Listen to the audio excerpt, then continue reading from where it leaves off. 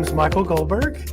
Let's talk about how you prepare for an interview. Hey, LinkedIn Live Nation, this is Michael Goldberg coming to you live from Brookhaven Country Club in good old Dallas, Texas. Let's hear it.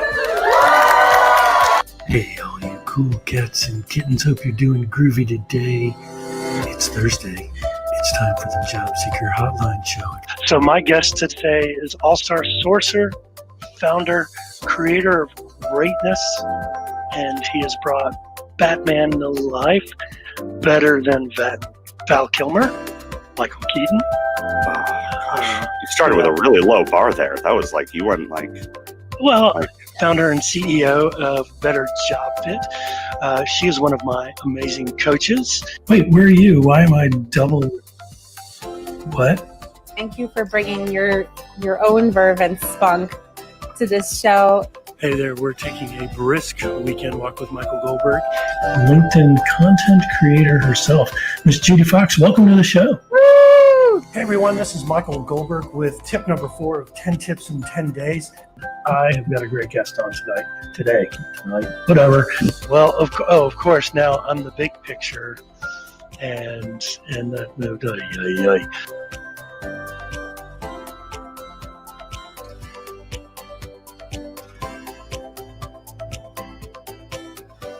Hey, everybody, how's it going? We are welcoming you if this is your first time, if it's your second or 100th time. We haven't done a 100th episode, so I may challenge you on that. Welcome to the LinkedIn Live Lunch Hour. I'm your host, Michael Goldberg. Hope everybody's doing well out there in LinkedIn Live land. We have got a great show today. We're going to be talking about people today and the importance of employees and the importance of candidates and really just the importance of talent in organizations. And I've got a great guest who hails from the San Francisco Bay Area, Mr. Christopher Lynn. Good morning, sir. Good morning. Good early morning. Good early morning here on the West Coast. I know it's lunchtime for you, but yeah, glad to be on. Thank you for having me. Oh, I don't eat lunch till 1 or 2. So. I just had breakfast. Oh, there you go. Well, and then I'll have dinner at about 4 o'clock at Luby's. I'm kidding. I won't. If you even know what Luby, I don't think they'll have Luby's out there, do you? No. Cafeteria. Okay. It's not even an appropriate joke. Okay. Anyway, so feeling loose today. Chris, appreciate you coming on the show. You are we connected a few weeks ago through our friend Rena Freeman Watts. You recently just started a podcast, the Leading People First podcast. You've got a website out there, leadingpeoplefirst.com. And what I love in your intro is what you say here. And then I'm going to ask you to kind of talk just more about you and yourself a little bit, but it says employees drive our organizations. Focusing on your team members is the ultimate strategy for a company to achieve its goals. The health of organizations is not only found in a P&L, it is also found within the walls of the company. Chris's my purpose is to create an effective and adaptive learning programs to become a business partner for talent and ensure a healthy organization to allow teams to be Hall of Fame rock stars. I like that. I like that a lot, Chris. I think it also speaks to my my recruiting superhero hashtag that I'll throw out there from time to time. Right?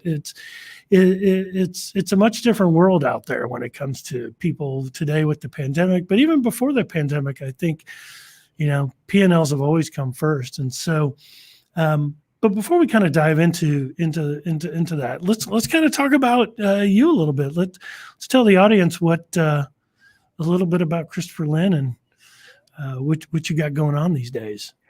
Yeah. So I feel like I've had a long journey, a lot of other people as well. But what has really led me to this leading people first notion is the frustration I've had around organizations and leaders or so-called leaders who continually say they care about people, but then their business decisions speak otherwise. And they often discard the individuals that are propping them up as individuals or as leaders. They're the ones, the people within organizations who are doing the hard work and not getting recognized.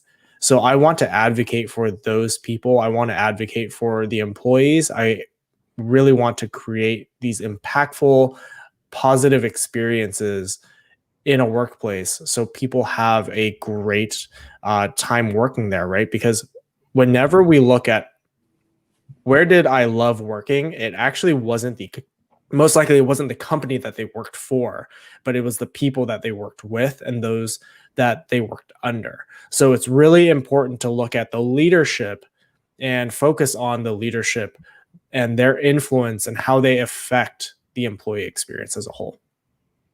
So you're really going more internal in organizations and trying to take, because there's only so much a survey can do, right? Yeah. Survey's a survey in the end. But if you can have conversations with people, you're going to get a lot more information. Well, let's talk about that. So what's your impression of employee engagement surveys? Besides, we know that they're needed, but what are some of the things that you're trying to do different outside of those surveys to help bring these conversations within the walls of a company to life? Yeah, that's a really great question. I think the thing that engagement surveys, like any survey or any data points that we have in life, are just a window into what is happening. It gives us a glimpse into what's happening, not the full picture. And very often organizations take the data within a vacuum and they don't dive deep into it. And they say, okay, well, we need to focus on our managers and how they lead their teams, or we need to focus on our benefits. And they start to make decisions based off of that data, but they don't dive in deep. And like you said, they don't have conversations further. When we look at things like diversity, equity, and inclusion specifically, and things like benefits, a lot of organizations might say, hey, our competitors, to be competitive in the market and to bring in the best talent and a diverse talent, we need to have a unlimited PTO policy, or we need to have a 12-week or 6-month, whatever it might be, parental leave policy for newborns or adopted children. But what ends up happening is then those programs don't get used. Those programs end up not being useful or helpful because they end up getting implemented without any input from the organization employees themselves. So it's very important to have those conversations and dive in deeper and go further than just what the data says. You have to really dig in, have conversations, and be able to explore what is going to work for your organization and the employees, not just slap a one size fits all model onto your benefits or onto your strategies for people. Because people are nuanced. People are different. We are not black and white as individuals. And when you extrapolate us to an employee population, the shades of gray get even greater. And so we have to absolutely dive in deep into into each of us as human beings. No, absolutely. And what's interesting, and for the second time, and I don't know why I watched it again, but my son had not seen it. We watched the Social Dilemma. Have you seen that? No, I haven't. It's on my list to watch. Well, it's scary as F. Let me just tell you that, because part of me wants to just cut all social ties to Instagram and Facebook, because now I understand and that's what it was. It was an exposure of how they brought in this and how psychological it is, and that they have so much data. The problem is the data only shows an action at the push of a button. It's the same kind of thing, don't you think, for employee engagement surveys? It's the push of a button. It's also how I'm feeling at that time when you brought the survey to me. So to me, data is just data. And so your point about bringing it to life is super important. Yeah.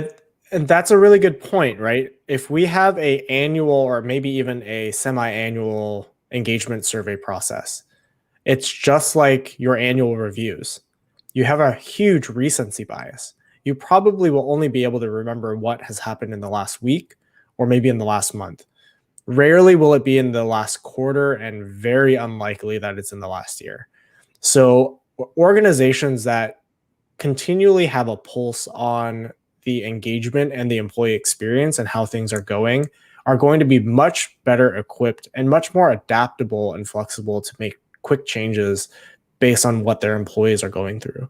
I know that there is one organization that I've actually worked with and implemented a program from them called 15-5. And they actually have a weekly pulse check where it's, how are you feeling? How are things going? And then they then extrapolate that into performance management and engagement surveys on a more bigger scale. But from a weekly standpoint, it gives a very good, quick glimpse into how groups are doing. So let's say, as a leader for, let's say, operations, you made a change last week. Now you are moving, now you send out that pulse survey, and all of a sudden, everyone is feeling, out of a 1 to 5 scale, they feel like a 2. And traditionally, on average, they're at a 4. And you can very easily make a distinction and correlation between, hey, we made a really big change last week, and now our engagement, our pulse survey says that has dropped. So why is that? And that allows an organization to be able to go in very quickly and allow the leaders to say, what's happening here? Why are our employees feeling this way based on what happened this last week?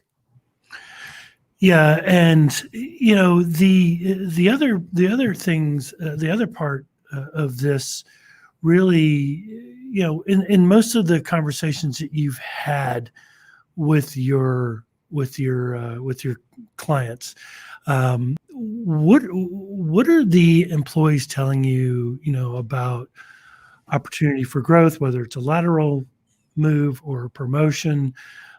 Is that still a struggle for a lot of companies, or do you feel like companies are finally starting to see the importance of hiring internally and growing your internal employees to enhance retention, to enhance, reduce bottom line dollars spent in replacing somebody, those kind of things? Are you seeing any of that?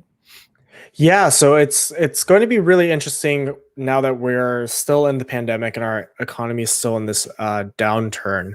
But earlier this year, late last year, based on the Association for Talent Development, they saw an increase in investment and spending in learning and talent development. It's going to be interesting to see what happens moving forward and what has happened this year, because even myself have been, and many others have been, casualties of budget cuts, have been casualties of cost reduction. And so it will be really interesting to see what the report comes out at the end of this year as far as how spending happened for talent and training. Looking at talent development and learning, this is actually the best time to invest in your teams. And the reason I say that is even though it still has a cost to it, it's often seen as a soft cost because there's no direct ROI that you can tie into learning. But the reason that I say that it's the best time to invest in it is because as you look at innovation and you look at growth, you need your teams to be adaptable. You need your teams to be better than what they were pre-pandemic, pre-economic downturn. So when things do start to turn around, or as you are growing your organization to come out of this economic downturn and leading them out of this economic downturn, your team is going to be better equipped to actually make the change and get ahead of your competitors. So it's really important to invest in learning now before and really double down on it before your competitors do. Yeah, I mean, I think one of the things that I just wrapped up was is I got with a company that wanted to take kind of the career coaching that I do and apply it to their internal employees, meaning that we had a four-week session, and we went through how to prepare yourself internally for growth. We talked about, the ladder versus lattice approach to movement within the organization. This company has so many tools available to their employees, and they're an amazing client. The trouble they're running into is, and we just wrapped up the 4th week, and it went very successfully, and we're already getting ready to renew for new internal employees to attend. But what we're finding is that the organization right now, and I think there are a lot of organizations that are out there, are remaining flat. So the move up, the traditional ways of moving up in an organization, are really no longer, they're there, but they're not as present as they were. Right? Yeah. Are you seeing that? Yeah, as we look at organizations and how they're evolving, we're absolutely seeing a flattening of organizations. And so what we need to do is allow our employees to experience other areas in order for them to grow. So you really need them to be able to focus on how can we grow our employees based on what they can experience elsewhere in the organization. So looking at their skills and their strengths and talents and seeing where they can be applied in other areas, or where they have an opportunity to grow. And that not only benefits the employees, but that also benefits the organizations, because then all of a sudden you're cross-training and creating this cross-functional development and collaboration between departments. Because then you will be more agile as you say, hey, we need additional help. Let's say you have a sales team member who can also do some operations, and you grow that salesperson to conduct to be able to do operational work. Maybe down the line, they'll become a manager and they have a good understanding of operations and sales. But in the meantime, before they take that promotion or they can get promoted, if you see a pull or a need in operations, you're able to quickly have that individual move to that side of the organization to be able to support that side. Absolutely. So let's excuse me. Let's move to the putting people first. It's been written about quite a few times. It's been advocated for so many times. Why are organizations, COVID or no COVID, why are organizations still not practicing what they claim to preach in that area?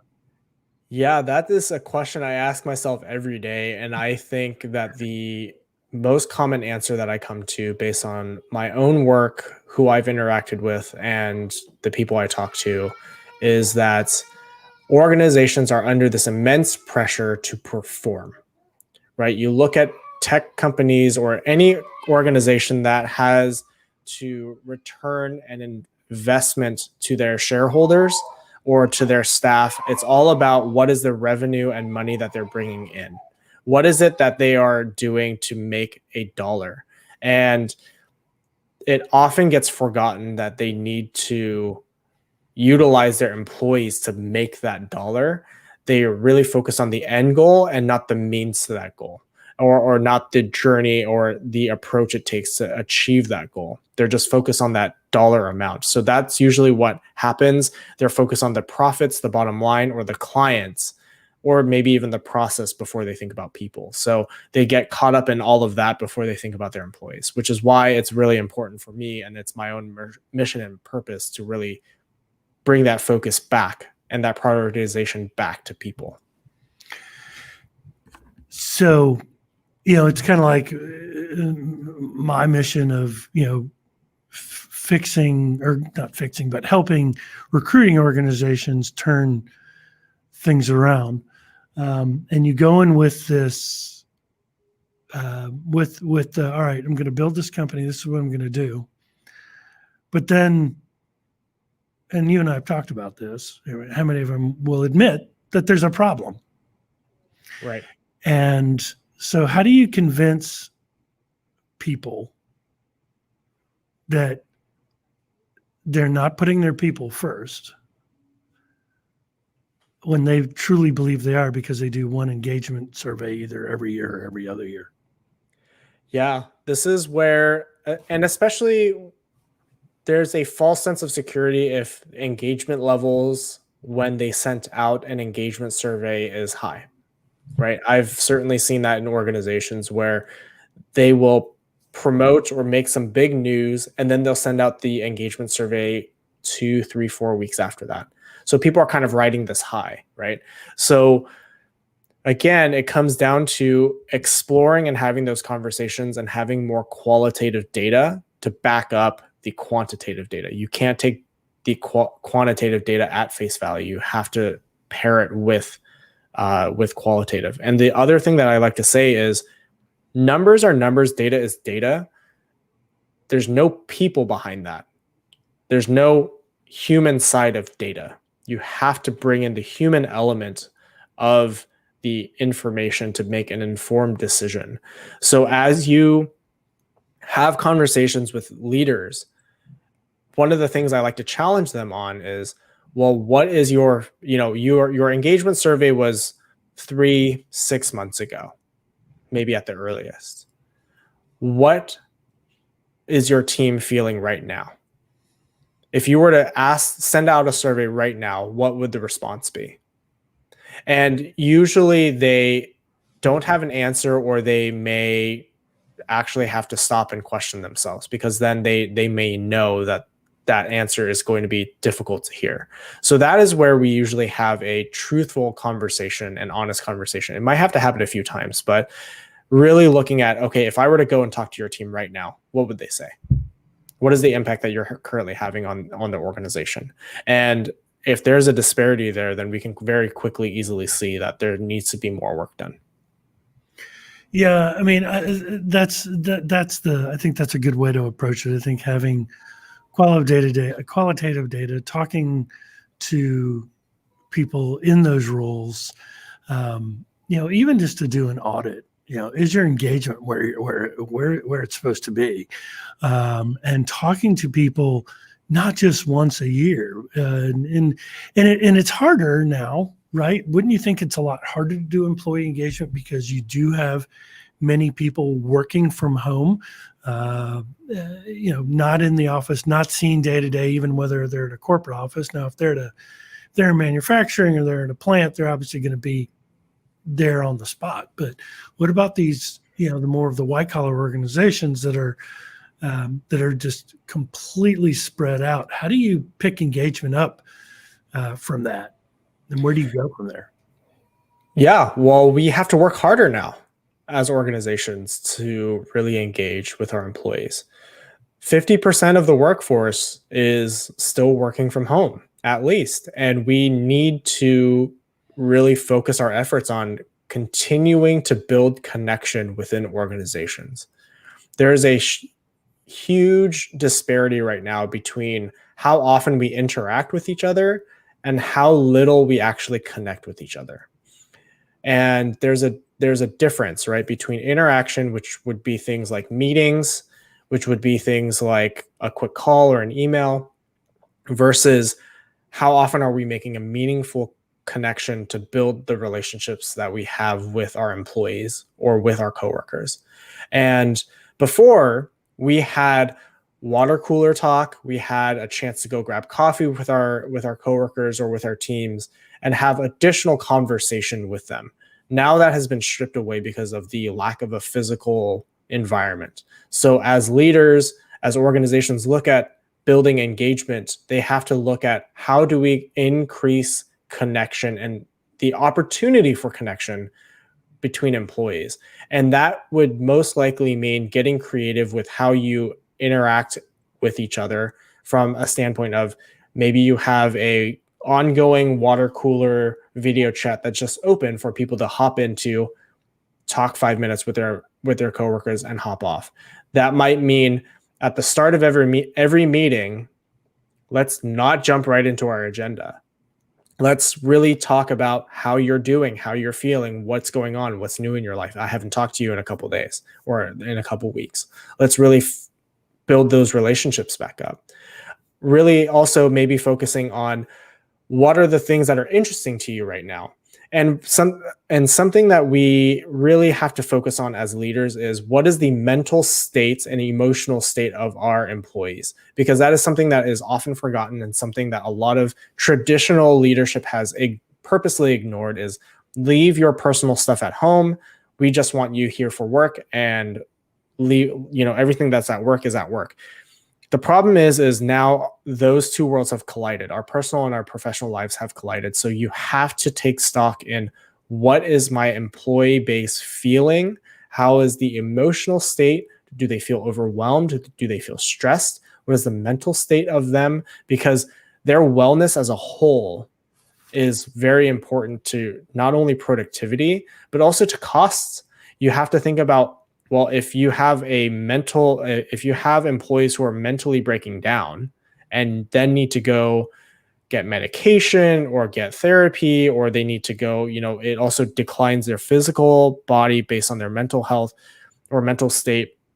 Then you're looking at additional medical costs. So you have to look at it from a holistic point of view and look at employees as a whole, not just as what is the work that they're doing. And when you take that approach, then you can find new ways to connect and build engagement with your employees. I totally agree. So first off, a hello to Gabriel Leal and Eddie Knight. Thanks for popping in. So Derek, if you want to throw Kevin Campbell's first statement up there, I think this is a good point to bring up. He says, people forget that employee engagement is a psychological state and not a survey. The survey is just an instrument for measuring the house. Measuring the state. I don't know where I got the house. And then Kevin asked, any quick and dirty tips for turning interactions into connections? Yes. Again, when you look at interactions, think about how many times you interact with your coworkers, with your employees, and think of ways that you previously interacted with them that built a connection with them that was not work related. So if you are looking at, again, a meeting that you're having with your employees, maybe it's a team meeting, maybe it's a one-on-one, ask them how they're doing, ask them what's new in their life, or share what's going on. And the other thing that I would also say is, as leaders, now it's more important than ever to have empathy into what your employees are dealing with, and you need to be vulnerable. You need to be vulnerable to show that you do not have it together, because we don't have it together. Not all of us are completely fine. We need to share what we're also struggling with as leaders. For example, you may have heard just in the background right now is I have a 1-year-old who is crying because it's his nap time, and understanding and being empathetic to the fact that we all have things that are going on in our lives outside of work is going to build additional connection and trust within the organization. Because if you allow and understand that we have other things happening, and we understand the state of the nature of where we are as a society, as a economy right now, then you will be able to build a stronger bond with those that you work with. If it's your son's nap time at 9:47 in the morning, I'm worried at what time he is waking you up. He's on a very strict schedule. He's about every 2.5 hours, he's ready for a nap. Oh my God. I'm ready for a nap every hour. So, I mean, oh, yeah. that puts us all on the same playing field. So anytime you want to call and read a bedtime story to me, brother, I am all in. So basically, I think, when we look at, you talked about wanting to, we miss that physicality of talking to someone, of seeing someone face to face, right?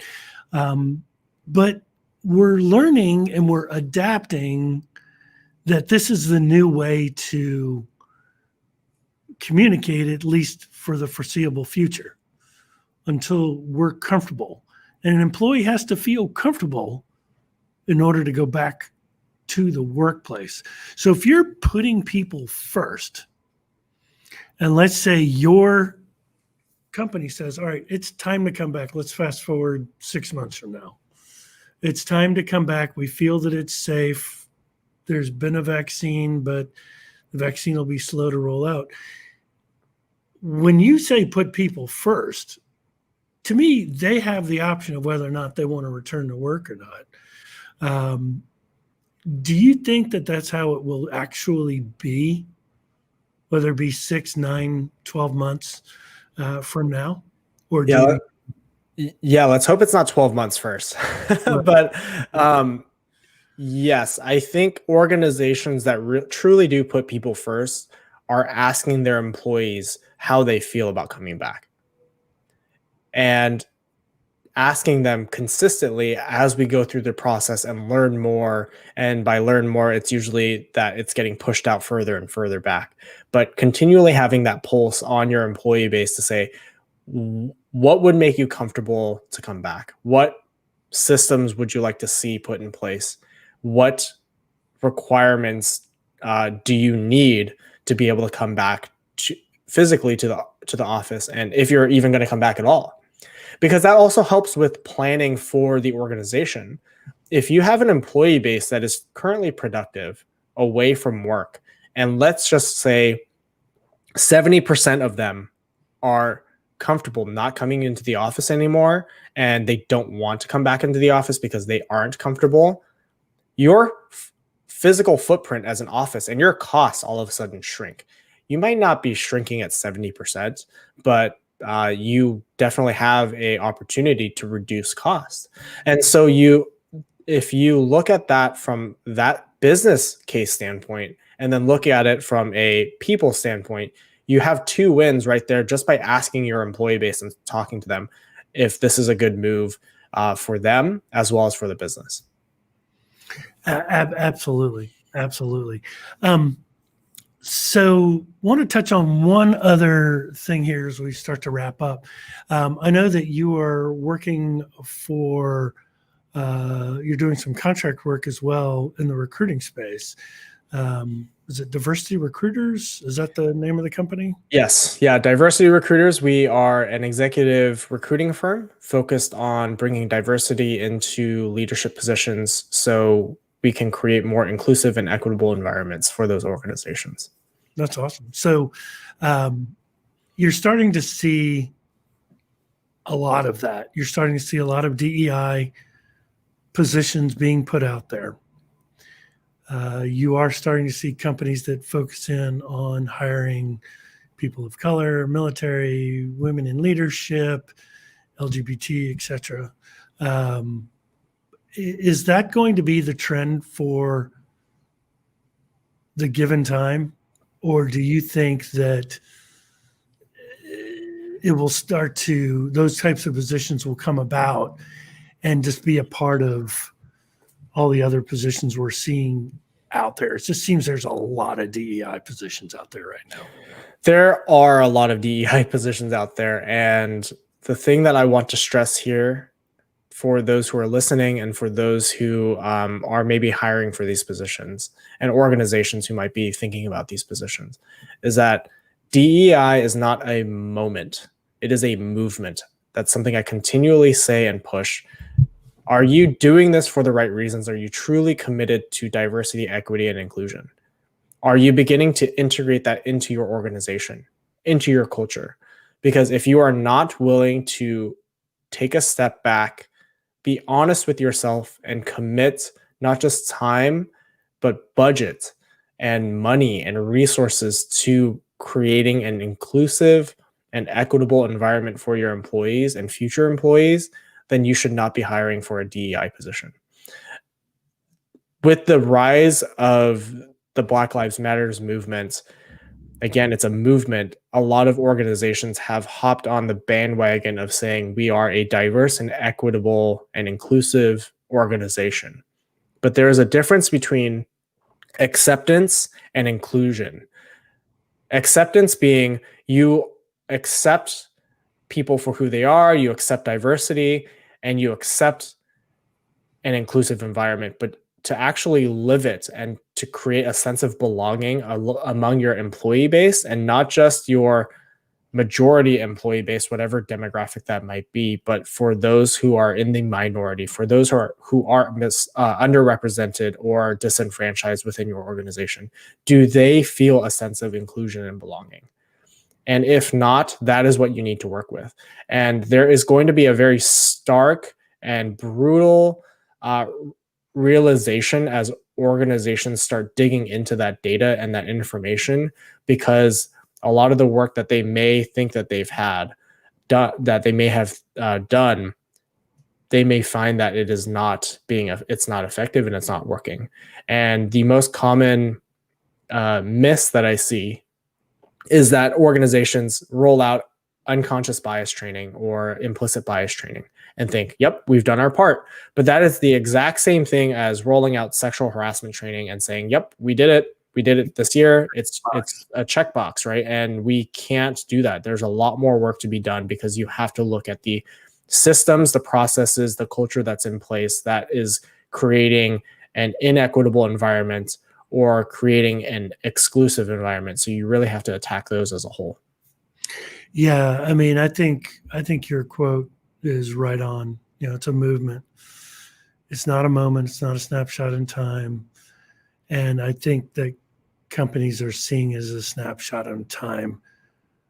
But until they invest in Black banks, invest in Black, Asian, Hispanic business partners, then instead of basically it's walk the talk, right? Yeah, you can exactly. do this all day long, but at the end of the day, if you're just doing this to save face with your stakeholders, just abandon. Don't do it. I mean, because it's a crying shame. So we'll look, Chris. The 40 minutes, it goes by quick, and so unfortunately we're gonna wrap this up. But I do appreciate you taking the time to be on the show today, and I was checking out your podcast over the last few days and really enjoyed what you're saying. You need to go to whatever your favorite podcast tool is and listen to Leading People First. That is the podcast, and super excited to speak with you and understand your background, and also get a little insight into what you're doing with your business as it relates to talent. So thanks everyone for joining us. If you have any comments or questions, you're not watching us live, do it on the replay, and then feel free to ask and we'll respond. So thanks everyone. Have a great rest of your week, and don't forget to vote. Don't forget to vote. So take care and enjoy your day.